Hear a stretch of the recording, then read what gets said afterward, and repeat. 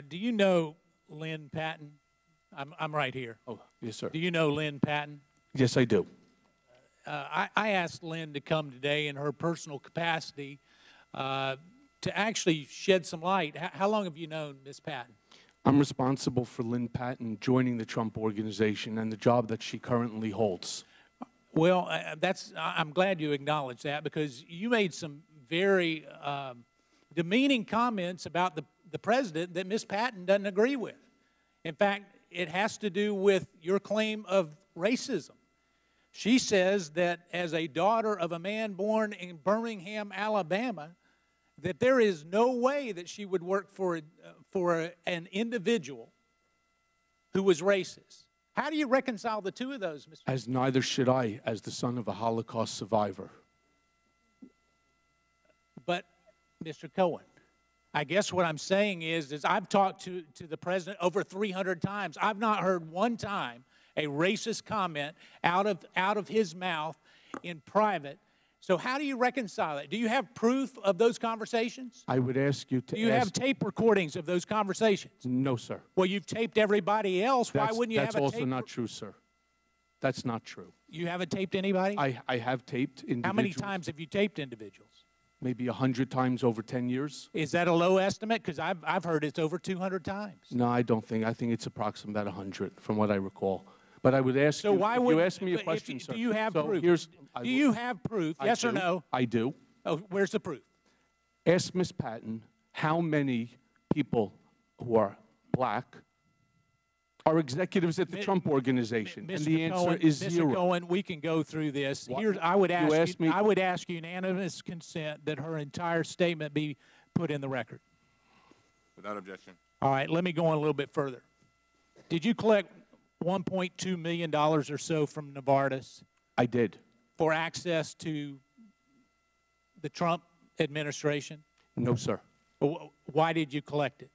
Because they came to me based upon my knowledge of the enigma, Donald Trump, what he thinks. So they paid sir, please let me finish. No, did they pay you $1.2 million to give them advice? Yes, they did. A multi-billion-dollar conglomerate came to me looking for information, not something that's unusual here in D.C., looking for information, and they believed that I had a value. So how many times did you meet with them? Was the insight that I was capable of offering them, how many and they times, were willing to pay. How many times did you meet with them? For $1.2 million, how many times did you meet with them? I provided them both in person as well as telephone access whenever they needed. How many times? Yes, sir. That's a question, Mr. Cohen. I don't recall, sir. So did you ever talk to them? I spoke to them on several occasions, yes. How many? 6 times. 6 times. Wow. $200,000 a call. Sir, I also would like to. Right, I also would like to bring this to is your my attention 5 minutes, the Mr. contract. Cohen, not yours. Did you get money from the Bank of Kazakhstan? It's not a Bank of Kazakhstan. It's called BTA. BTA Bank, Kazakhstan BTA Bank. Did you get money from them? I did. For what purpose? The purpose was because the former CEO of that bank had absconded with it was between $4 to $6 billion, and some of that money was here in the United States, and they sought my assistance in terms of locating that money and helping them to recollect it. So are you saying that all the reports that you were paid, in some estimates over $4 million, to have access and understanding of the Trump administration, you're saying that all of that was just paid to you just because you're a nice guy? Well, I am a nice guy, but more importantly, I would beg to differ. The record reflects that you're not a nice guy. Each and every contract contained the clause in my contracts that said, I will not lobby and I do not do government relations work. In fact, Novartis sent me their contract, which stated specifically that they wanted me to lobby, that they wanted me to provide access to government, including the president.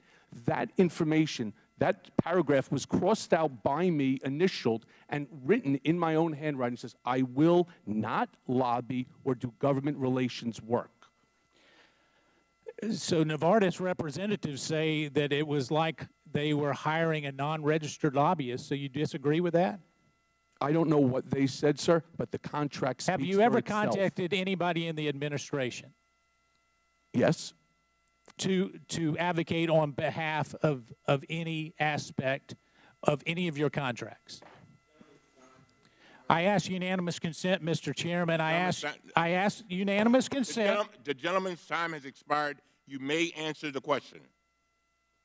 I don't know what you're referring to, sir. Mr. Chairman. Mr. Clay. Mr. Chairman. Thank you, Mr. Chairman. Mr.